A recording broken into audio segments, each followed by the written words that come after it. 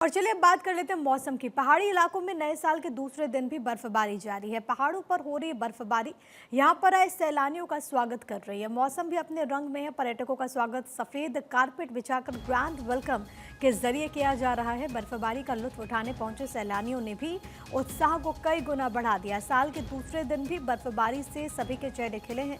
पहाड़ सफेद श्रृंगार कर इठला रहे हैं, तो वहीं पूरी वादी झूमती हुई नजर आ रही है। कुछ तस्वीरें और साथ ही साथ अलग अलग जगहों पर क्या है टेम्परेचर वो आपको बता रहे हैं। जम्मू कश्मीर में सफेद आफत, पहलगाम में -8 डिग्री, इसके अलावा पैडर में -7.9 डिग्री सेल्सियस, भद्रवाह में भी यही हाल है, -5 डिग्री सेल्सियस यहाँ पर टेम्परेचर रिकॉर्ड हुआ है। शोपियां में ये सबसे कम -2.3 डिग्री सेल्सियस टेम्परेचर रिकॉर्ड हुआ है।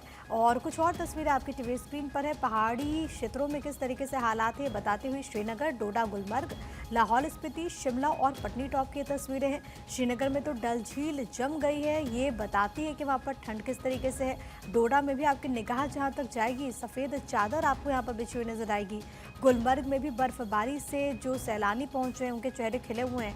लाहौल स्पीति में भी खूबसूरत नज़ारा देखने को मिल रहा है। शिमला की बात करें तो यहाँ पर जो पर्यटक पहुंचे हैं वो तो बर्फबारी को पूरी तरीके से एंजॉय कर रहे हैं। इस न्यू ईयर में भी देखिए दूसरे दिन भी बर्फबारी लगातार हो रही है।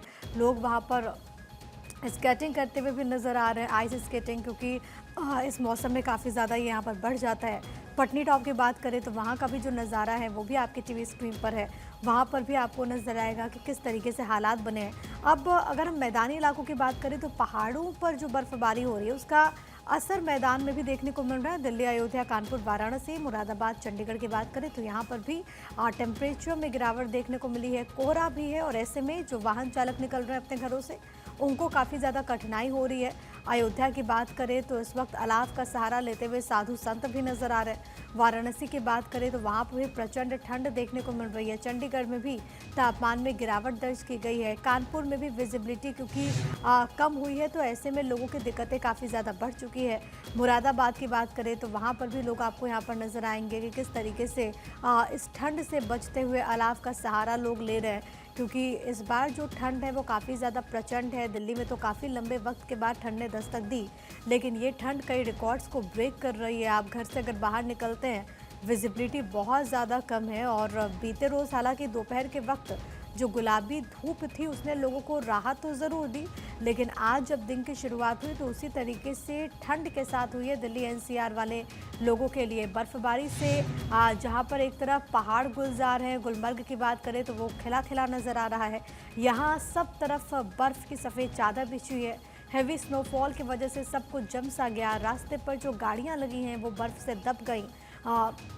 रास्तों पर इतना बर्फ जमा है कि कई इलाकों में आवाजाही ठप सी हो गई है। लोगों को घरों से निकलने में काफ़ी ज़्यादा दिक्कतें हो रही है। गुलमर्ग में पारा -11.5 डिग्री सेल्सियस तक पहुंच गया, जबकि पहलगाम में तापमान -8.4 डिग्री है। हिमाचल में भी अगले 5 दिन तक बर्फबारी का अलर्ट जारी रहेगा। और देखिए किस तरीके से लोगों की दिक्कतें बढ़ रही हैं। अलग अलग जगहों का टेम्परेचर आप देखिए, शोपियां में -2.3 डिग्री सेल्सियस है।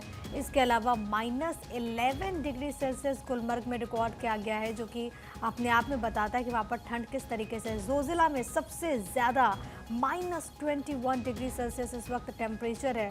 आप सोचिए कि इन इलाकों में जो कि सीमावर्ती क्षेत्र हैं वहाँ पर जो हमारे वीर जवान हैं वो भी इसी ठंड में देश की निगहबानी कर रहे हैं, लेकिन बड़ी बात है कि आम जनता इस वक्त परेशान है। टूरिस्ट जो अलग अलग इलाकों में मौजूद हैं न्यू ईयर को सेलिब्रेट करने, उनके चेहरे ज़रूर खिले हुए हैं। अलग अलग जगहों से इस वक्त हमारे साथ हमारे सहयोगी कनेक्टेड हैं। राविन शर्मा शिमला का हाल बताएंगे, सुरेश शाह दिल्ली से, धनंजय मंडल मेरे साथ मेरे सहयोगी इस वक्त रांची से मौजूद है। सबसे पहले सुरेश आपके पास आते हुए, दिल्ली एनसीआर में नए साल ने ठंड के साथ दस्तक दी, आज भी ठंड देखने को मिल रही है। इस वक्त आप कहाँ पर मौजूद हैं? विजिबिलिटी किस तरीके से है? सड़कों पर क्या आवागमन कम हुआ है इससे? जी बिल्कुल सही कहा आपने कि नए साल का आगाज होने के साथ ही ठंड का प्रकोप भी बहुत ज़्यादा बढ़ चुका है। इस वक्त हम लोग कर्तव्य पथ पर हैं और आप यहाँ देखिए यहाँ पर कि ठंड का नज़ारा लेने के लिए यहाँ पे कैसे लोग यहाँ पे आ रहे हैं, लेकिन ठंड बहुत ज़्यादा है। अगर मौसम विभाग की अगर माने तो उन्होंने जो भविष्यवाणी की है वो दिल्ली वालों के लिए अच्छी नहीं है। उनका कहना है कि 2 से 4 जनवरी तक दिल्ली में ज़बरदस्त ठंड पड़ेगी। बारिश की भी उन्होंने संभावना जताई है, हवा भी चलेगी, यानी कहीं ना कहीं दिल्ली वालों को 2 से 4 जनवरी के बीच में ठंड का जब सबसे ज़्यादा सामना करना पड़ सकता है। अगर इसकी बात की पहाड़ों इलाकों में, तो पहाड़ी इलाकों में कहा गया 4 जनवरी तक, 4 जनवरी को जो है पहाड़ी इलाके जो है वहाँ पर बर्फबारी हो सकती है। तो कहीं ना कहीं ठंड ने जो है नए साल में आगाज कर दिया, ठंड के लोगों को कपकपाना शुरू कर दिया है। और दिल्ली के अंदर जब भी कोई किसी मौसम की बात करे तो हर मौसम का अपना अलग मजा है। बरसात का लें, गर्मी का लें और ठंड का लें, लेकिन ठंड में जो लोगों को जो सबसे ज़्यादा परेशानी होती है घर से निकलने में, काम पे जाने में, तो आप देख सकते हैं ठंड के साथ साथ मैं आपको बता दूं कि मौसम विभाग का कहना है कि कोहरा भी ज़बरदस्त रहेगा। कर्तव्य पथ पे मैं आपको दिखाता हूं कि आपको एक नज़ारा दिखाता हूं कि मेरे पीछे राष्ट्रपति भवन है, आपको रायसीना हिल है, और आपको नज़र नहीं आएगा, देखिए साफ साफ इसके देख सकते हैं आप कि कोहरे ने किस तरीके से अपने आगोश में सबको ले रखा है। कोहरे की मार सबसे ज़्यादा पड़ती है जब ठंड पड़ती है, और सबसे विजिबिलिटी कम हो जाती है। सड़कों पे जो गाड़ियाँ चलती हैं वो बहुत ही उनकी रफ्तार कम हो जाती है। तो कहीं ना कहीं ठंड की मार जो है लोगों को, खासकर दिल्ली वालों को, इस बार 2 से 4 जनवरी के बीच ज़्यादा झेलनी पड़ सकती है। जी बिल्कुल, और ये तस्वीरें सुरेश दिखा रहे थे कि विजिबिलिटी किस तरीके से वहाँ पर लो है। लोग जो निकल रहे हैं, जो वाहन चालक हैं, उनको काफ़ी ज़्यादा दिक्कतें हो रही हैं। एक बार पहाड़ का रुख कर लेते हैं। रॉबिन शर्मा हमारे साथ, हमारे सहयोगी शिमला से मौजूद हैं। और रॉबिन, शिमला में क्योंकि बर्फबारी हो रही है, तो जो तस्वीरें वहाँ से आ रही है वो बताती है कि वहाँ पर जो लोग पहुँचे हैं वो कितना ज़्यादा इस बर्फबारी को एंजॉय कर रहे हैं। अभी वहाँ पर क्या स्थिति है और मौसम विभाग का क्या पूर्वानुमान?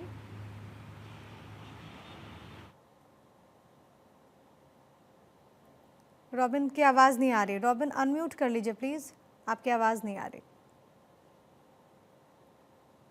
जी प्रिया, मैं माफी चाहूंगा और सबसे पहले ये बताऊंगा कि जो कुल्लू, कांगड़ा और लाहौल स्पीति के जो ऊपरी इलाके हैं वहां लगातार बर्फबारी हो रही है।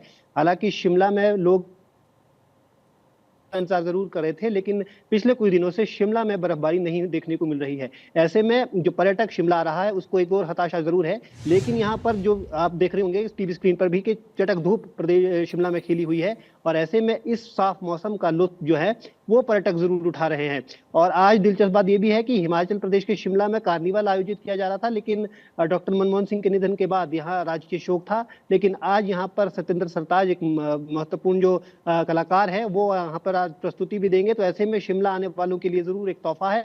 लेकिन साथ ही साथ यहाँ पर ठंड जो है उससे भी लोगों को जो है सतर्क रहने की जरूरत है, क्योंकि हायर रीचेस पे लगातार बर्फबारी हो रही है और ऐसे में निचले इलाकों में ठंड जरूर देखने को मिल रही है। खासतौर पर हिमाचल के जितने निचले इलाके हैं या मैदानी इलाके हैं वहां पर शीतलहर के साथ साथ कोहरे का भी जो असर है वो देखने को मिल रहा है। हालांकि मौसम विज्ञान केंद्र ने उम्मीद जताई है कि 10 तारीख के आसपास प्रदेश भर में एक बार फिर बर्फबारी की जो आसार है वो बनते हुए नजर आएंगे। पश्चिमी विक्षोभ लगातार समय समय पर सक्रिय होंगे और उसका असर इन पर्यटन क्षेत्रों, खासतौर पर मनाली, कुल्लू, शिमला और डलहौजी जैसे इन इलाकों में भी देखने को मिलेगा, जिन इलाकों में बर्फबारी का इंतजार पर्यटक कर रहे हैं और यहाँ के पर्यटन कारोबारी भी कर रहे हैं।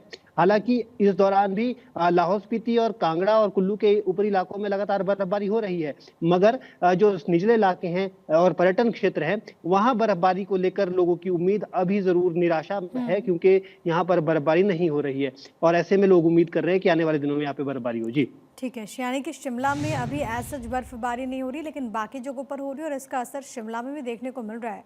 धनंजय मंडल मेरे साथ, मेरे सहयोगी इस वक्त रांची से मौजूद हैं। और धनंजय, रांची में कहते हैं तो वैसे भी टेम्परेचर डाउन ही रहता है। अभी नए साल में रांची का क्या है हाल और मौसम विभाग की तरफ से क्या कुछ कहा गया आने वाले कुछ दिनों के लिए?